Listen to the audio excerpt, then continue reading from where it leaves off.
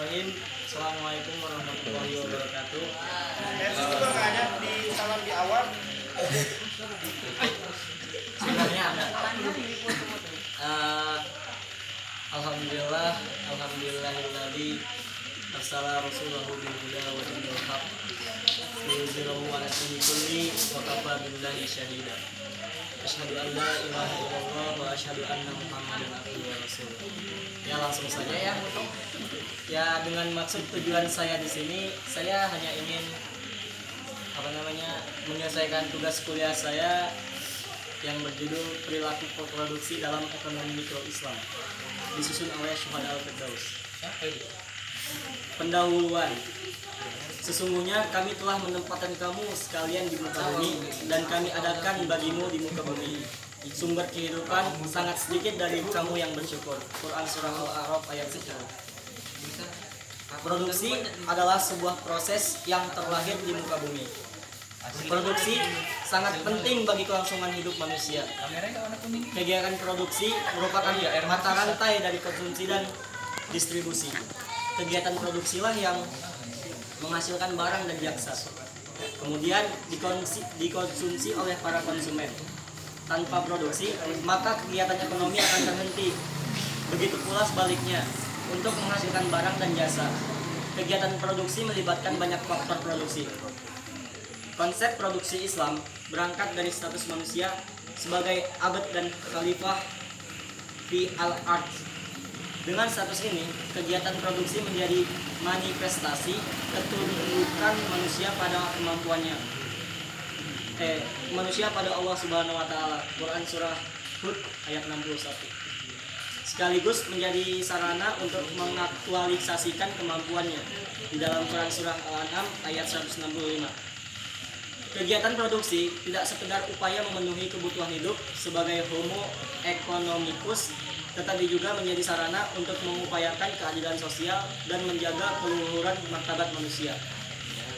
Al-Quran dan As-Sunnah menjadi kerangka acuan untuk mengembalikan kegiatan produksi pada tujuan awalnya, yaitu meningkatkan kesejahteraan manusia secara total. Dalam istilah Asy-Syaibani disebut Imaratul Qaul.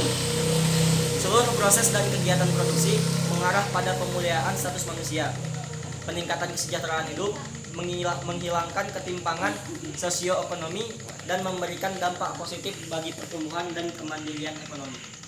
Ya, kita masuk ke pengertian produksi ya. Pengertian produksi menurut beberapa ahli. Yang pertama, Kah dari tahun 1992, yaitu usaha manusia untuk memperbaiki tidak hanya dari kondisi fisik, material, tetapi juga moralitas untuk mencapai tujuan Islam, yaitu kebahagiaan dunia dan akhirat. Dan yang kedua, Siddiqi sama pada tahun 1992, pengertian produksi adalah penyediaan barang dan jasa dengan memperhatikan nilai keadilan dan maslahat. Dan yang ketiga, Rohman tahun 1995, pengertian produksi adalah menekankan pentingnya keadilan dan kemerataan produksi atau distribusi produksi secara merata. Dan yang keempat, Mannan sama di tahun 1992, menekankan pentingnya motif altruism bagi produsen yang islami, sehingga ia menyikapi dengan hal-hal konsep Pareto, optimality, dan Givendenang hipotesis yang banyak dijadikan sebagai konsep dasar produksi dalam konvensional. Dan yang terakhir, yang kelima, Ulhaq pada tahun 1996, pengertian produksi adalah menyatakan bahwa tujuan dari produksi adalah kebutuhan barang dan jasa yang merupakan fardu kifayah, yaitu bagi banyak orang pemenuhannya yang bersifat wajib. Ya, dalam definisi tersebut di atas terlihat sekali bahwa kegiatan produksi dalam perspektif ekonomi Islam pada akhirnya mengkerucut pada manusia dan eksistensinya. Meskipun definisi-definisi tersebut berusaha mengelaborasi dari perspektif yang berbeda. Misalnya, memberikan tekanan pada tercapainya tujuan kegiatan produksi yang harus selaras dengan tujuan hidup manusia, yaitu kebahagiaan dunia dan akhirat. dari berbagai definisi di atas, maka bisa disimpulkan bahwa kepentingan manusia yang sejalan dengan moral Islam harus menjadi fokus atau target dari kegiatan produksi. Produksi ialah proses mencari, mengalokasikan, dan mengolah sumber daya menjadi output dalam rangka meningkatkan maslahah bagi manusia. Oleh karena itu, produksi juga mencakup aspek tujuan kegiatan menghasilkan output serta karakter-karakter yang melekat pada proses dan hasilnya. Ada yang tahu pengertian produksi apa? Apa pengertian produksi? Ya lanjut aja lah. Ya, yang kedua itu tujuan produksi. Dalam konsep ekonomi konvensional atau ekonomi negeri, kapitalis, produksi dimaksudkan untuk memperoleh laba sebesar-besarnya. Kalian tahu nggak apa tujuan dari berdagang menurut ekonomi negeri atau ekonomi sosial? Kaya. Nah, di sini berbeda dengan tujuan produksi dalam ekonomi konvensional. Tujuan produksi dalam Islam yaitu memberikan maslahah yang maksimum bagi konsumen. Walaupun dalam ekonomi Islam, tujuan utamanya adalah memaksimalkan maslahah. Memperoleh laba tidaklah dilarang selama berada dalam bingkai tujuan dan hukum Islam. Dalam konsep maslahah dirumuskan dengan keuntungan ditambah dengan berkah. Ada yang tahu maslahah? Maslahah. Maslahah itu kayak suatu tujuan lagi. Dia kayak suatu tujuan yang apa ya? Ya yang benar-benar ingin kita capai lah. Keuntungan bagi seorang produsen biasanya adalah laba atau profit yang diperoleh setelah dikurangi oleh faktor-faktor produksi. Sedangkan berkah berwujud segala hal yang memberikan kebaikan dan manfaat bagi produsen sendiri dan manusia secara keseluruhan. Keberkahan ini dapat dicapai jika produsen menerapkan prinsip dan nilai Islam dalam kegiatan produksinya. Dalam upaya mencari berkah dalam jangka pendek akan menurunkan keuntungan karena adanya biaya berkah. Tetapi dalam jangka panjang kemungkinan justru akan meningkatkan keuntungan karena meningkatnya permintaan. Berkah merupakan komponen penting dalam maslahah. Oleh karena itu, bagaimanapun dan seperti apapun pengklasifikasikannya, berkah harus dimasukkan dalam input produksi. Sebab berkah mempunyai andil atau share nyata dalam membentuk output. Berkah yang dimasukkan dalam input produksi meliputi bahan baku yang dipergunakan untuk proses produksi harus dimiliki kebaikan dan manfaat baik di masa sekarang maupun di masa mendatang. Baik itu dari hasil illegal logging maupun penggunaan bahan baku yang tanpa batas dalam penggunaan. Dalam jangka waktu pendek mungkin akan memiliki nilai manfaat yang baik atau pendistribusian yang baik. Tetapi dalam jangka waktu panjang akan menimbulkan masalah.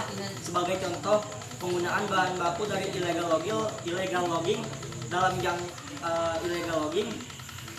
jangka panjang akan menimbulkan berbagai bencana dan akan memberikan nilai mudorot kepada para penerus atau generasi selanjutnya. Yang ketiga, prinsip-prinsip produksi. Ini kalian calon-calon pedagang siapa yang ingin jadi pengusaha di sini? Kalau kalian ingin jadi pengusaha, ini dia dengerin. Oke? Yang ketiga itu prinsip-prinsip produksi. Pada prinsipnya, kegiatan produksi terkait seluruhnya dengan syariat Islam. Di mana seluruh kegiatan produksi harus sejalan dengan tujuan dari konsumsi itu sendiri. Konsumsi seorang muslim dilakukan untuk mencari falah atau kebahagiaan. Demikian pula produksi dilakukan untuk menyediakan barang dan jasa guna falah tersebut.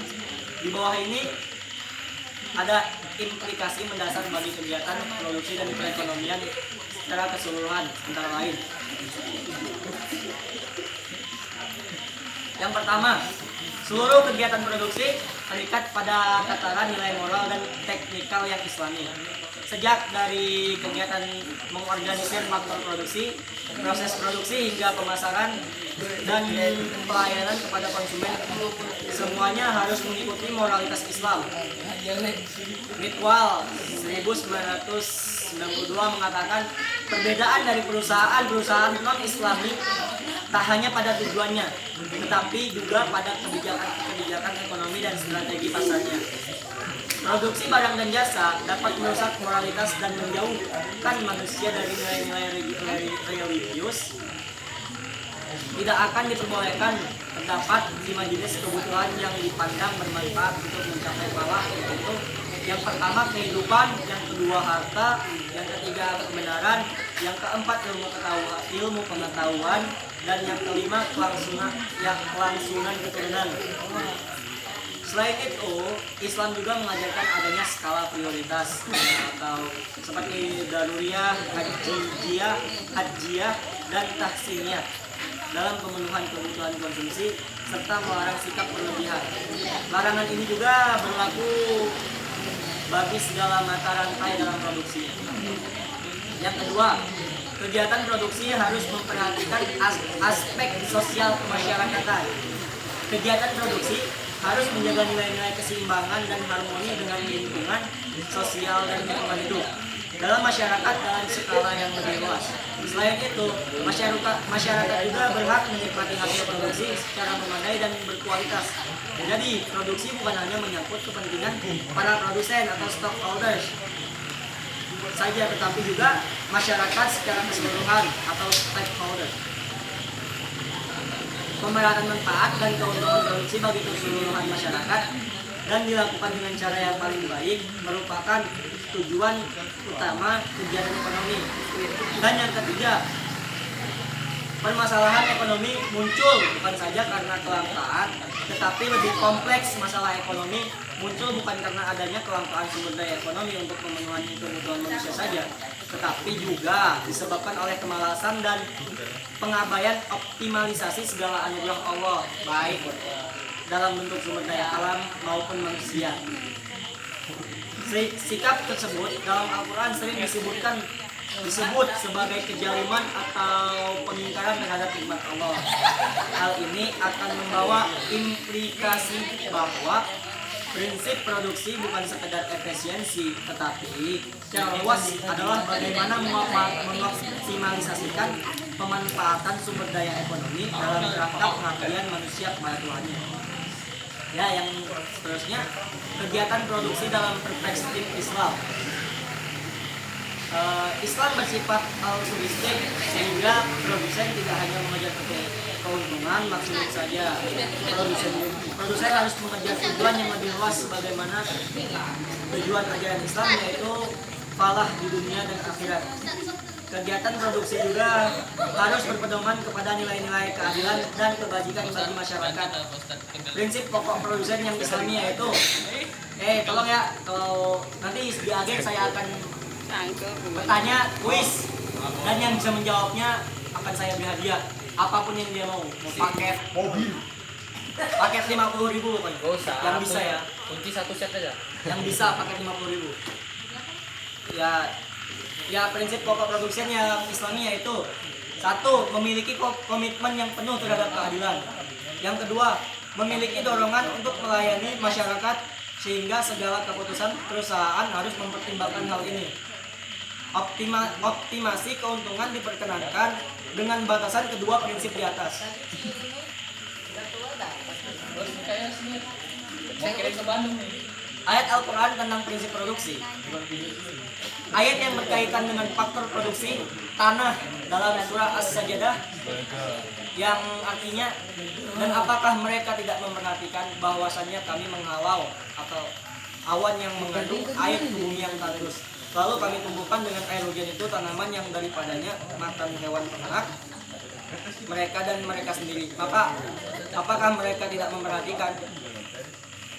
Ayat di atas menjelaskan tentang tanah yang berfungsi sebagai penyerap air hujan, dan akhirnya tumbuh tanaman-tanaman yang terdiri dari beragam jenis. Tanaman itu dapat dimanfaatkan manusia sebagai faktor produksi alam. Dari tanaman tersebut juga dikonsumsi oleh hewan ternak yang pada akhirnya juga hewan ternak tersebut diambil manfaatnya terus diproduksi dengan berbagai bentuk seperti yang diambil dagingnya, susunya, dan lain sebagainya. Yang ada pada hewan ternak tersebut, ayat ini juga memberikan kepada kita untuk berpikir dalam pemanfaatan sumber daya alam dan proses terjadinya hujan. Jelas sekali menunjukkan adanya suatu siklus produksi dari proses turunnya hujan, tumbuh tanaman, menghasilkan dedaunan dan buah-buahan yang segar serta disirami dengan air hujan dan pada akhirnya diadakan oleh manusia dan hewan untuk konsumsi. Siklus rantai makanan yang berkesinambungan agaknya telah dijelaskan secara baik dalam ayat ini. Tentunya pula harus disertai dengan prinsip efisiensi dalam memanfaatkan seluruh batas kemungkinan produksinya. Dan yang kedua, ayat berkaitan dengan faktor produksi tenaga kerja dalam surah Hud ayat 61 yang artinya, dan kepada Samud kami utus saudara mereka Soleh berkata, hai kaumku, sembahlah Allah, sekali-kali tidak ada bagimu Tuhan selain Dia. Dia telah menciptakan kamu dari tanah dan menjadikan kamu pemakmurnya.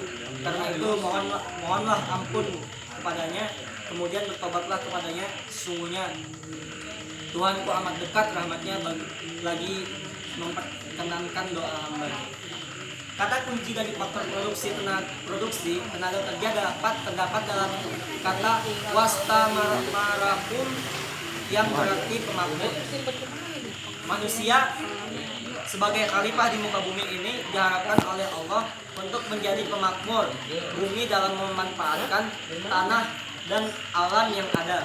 Kata pemakmur mengindikasikan untuk selalu menjadikan alam ini makmur dan tidak menjadi penghabis atau akilin atau perusak alam fasidin.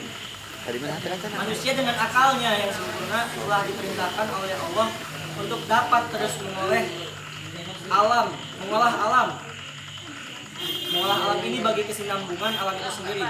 Dalam hal ini nampaklah segala macam kegiatan produksi amat bergantung kepada siapa yang memproduksi atau subjek yang diharapkan dapat menjadi pengolah alam ini menuju kepada kebahagiaan dunia dan akhirat. Ayat yang berkaitan dengan faktor produksi modal dalam surah Al-Baqarah ayat 272 yang artinya, bukanlah kewajibanmu menjadikan mereka pendapat petunjuk, akan tetapi Allah lah yang memberi petunjuk atau memberi taufik siapa yang dikehendakinya, dan apa saja harta yang baik yang kamu nafkahkan di jalan Allah, maka pahalanya itu untuk kamu sendiri, dan janganlah kamu membelanjakan sesuatu melainkan karena mencari keridhaan Allah, dan apa saja yang baik yang kamu nafkahkan, niscaya kamu akan diberi pahalanya dengan cukup, sedang kamu sedikit pun tidak akan dianiaya atau dirugikan. Modal sangat penting dalam kegiatan produksi baik yang bersifat tangible aset maupun intangible aset. Kata apa saja harta yang baik menunjukkan bahwa manusia diberi modal yang cukup oleh Allah untuk dapat melakukan kegiatan pemenuhan kebutuhannya secara materi. Modal dapat pula memberikan makna segala sesuatu yang digunakan tidak habis seputarnya secara ekonomi, dengan harapan dari modal tersebut menghasilkan hasil yang lebih. Dari hasil yang lebih tersebut terus diputar sampai pencapaian keuntungan yang maksimal atau profit dari modal yang kita miliki, yang pada akhirnya tercapailah suatu pengoptimalisasikan dari modal tersebut.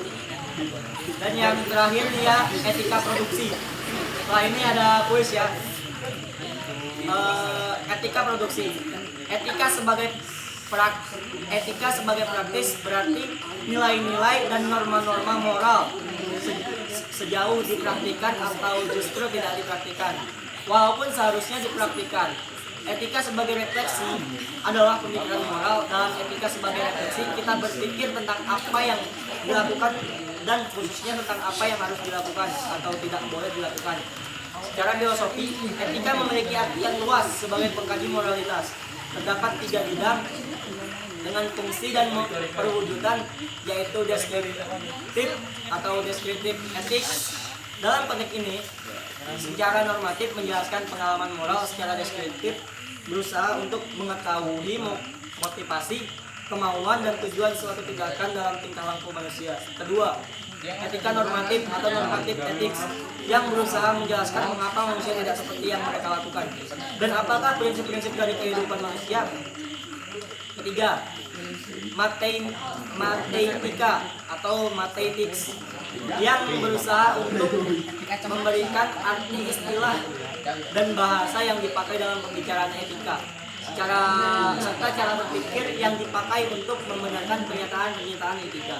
Matematika mempertanyakan makna dalam yang dikandung oleh istilah-istilah kesusilaan yang dipakai untuk membuat tanggapan-tanggapan kesusilaan. Jika kita berbicara tentang nilai dan akhlak dalam ekonomi dan muamalah Islam, maka tampak secara jelas di hadapan kita 4 nilai utama, yaitu Robbaniyah, ketuhanan, akhlak, kemanusiaan, dan pertengahan. Nilai ini menggambarkan kekhasan atau keunikan yang utama bagi ekonomi Islam. Bahkan dalam kenyataannya merupakan kekhasan yang bersifat menyeluruh yang tampak jelas pada segala sesuatu yang berlandaskan ajaran Islam. Makna dan nilai-nilai pokok yang 4 ini memiliki cabang buah dan dampak bagi seluruh ekonomi dan muamalah Islamiyah di bidang harta berupa produksi, konsumsi, sirkulasi, dan distribusi. Rafiq Issa Bikun dalam bukunya yang berjudul Islamic Business Ethics menyebutkan paling tidak ada 10 parameter kunci sistem etika yang dapat dirangkum sebagai berikut. Yang pertama, berbagai tindakan maupun keputusan disebut etis bergantung pada niat individu yang melakukannya. Allah Maha Kuasa dan mengetahui apapun niat kita sepenuhnya secara sempurna. Dan yang kedua, niat baik yang diikuti tindakan yang baik akan dihitung sebagai ibadah. Niat yang halal tidak dapat mengubah tindakan yang haram menjadi halal. Islam memberikan kebebasan kepada individu untuk percaya dan bertindak berdasarkan apapun keinginannya, namun tidak ada dalam hal tanggung jawab keadilan. Percaya kepada Allah memberi individu kebebasan sepenuhnya dari hal apapun atau siapapun kecuali Allah. Keputusan yang menguntungkan sekelompok, mayoritas maupun minoritas, secara langsung bersifat etis dalam dirinya, bukanlah permainan mengenai jumlah. Dan yang kelima, Islam menggunakan pendekatan terbuka terhadap etika bukan sebagai sistem yang tertutup dan berorientasi diri sendiri. Egoisme tidak dapat tempat dalam ajaran Islam. Yang keenam, keputusan etis harus disesuaikan pada pembacaan secara bersama-sama antara Al-Quran dan alam semesta. Yang terakhir, yang ketujuh, tidak seperti sistem etika yang diyakini banyak agama lain. Islam mendorong umat manusia untuk melaksanakan hak tazkiyah melalui partisipasi aktif dalam kehidupan ini. Dengan berperilaku secara etis di tengah godaan ujian dunia, kaum muslimin mampu membuktikan ketaatan kepada Allah. Ya, semoga sekian yang saya sampaikan. Bagi dan kurangnya saya mohon maaf. Dan sekarang masuk sesi pertanyaan. Yang ingin bertanya siapa?